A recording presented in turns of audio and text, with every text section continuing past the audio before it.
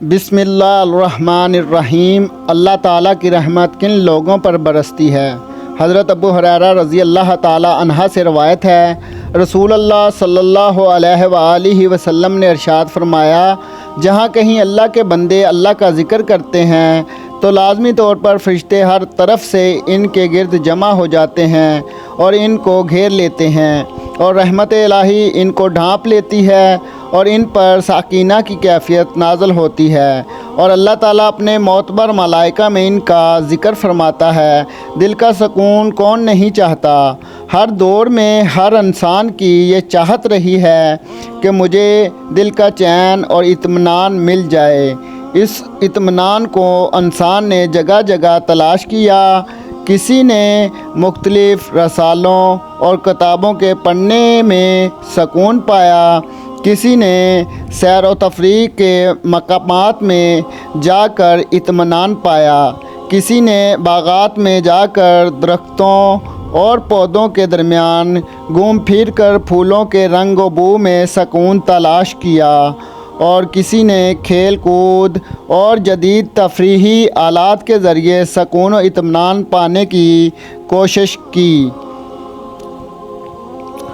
लेकिन इंसान ने खुद से जितने रास्ते सुकून हासिल करने के लिए तलाश किए, इनमें किसी तरीके में वक़्त ज़ाया हुआ, कहीं पैसा ज़ाया हुआ और कहीं ईमान और इखलाक की ख़राबी आ गई और कभी सेहत को भी खो दिया। ये दुरुस्त है कि इन चीज़ों में वक्ती तौर पर सुकून मिलता है, लेकिन खालिक कायनात जिसने हमारे जिस्म की मशीन को बनाया, उस ज़ात हकीम व ख़बीर ने हमें रसूलुल्लाह सल्लल्लाहु अलैहि वसल्लम की सीरत मुबारका के ज़रिए सुकून हासिल करने की बेहतरीन तालीम अता फ़रमाई।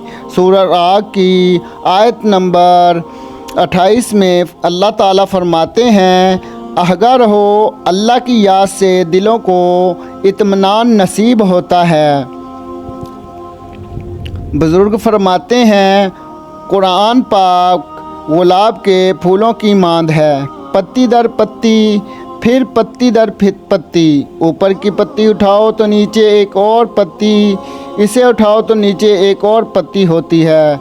मफ़हूम दर मफ़हूम, ऊपर का मफ़हूम हटाओ तो नीचे एक और मफ़हूम, ऊपरी सतह नीचे कायनाती। अक्सर लोग पहली पत्ती यानी ऊपर के मफ़हूम पर ही अक्ताफ़ा कर लेते हैं और समझते हैं कि पा लिया, हमने पा लिया। कुरान कहता है, लोगों मुझे पढ़ो, समझो, गौर व फ़िक्र करो, फिर तुम्हें ऐसी अक्ल व दानिश की बातें मिलेंगी कि तुम हैरान रह जाओगे।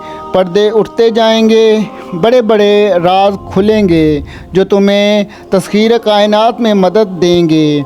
इत्मीनान क़ल्ब एक बहुत बड़ी नेमत है, ऐसे दौलत से नहीं ख़रीदा जा सकता।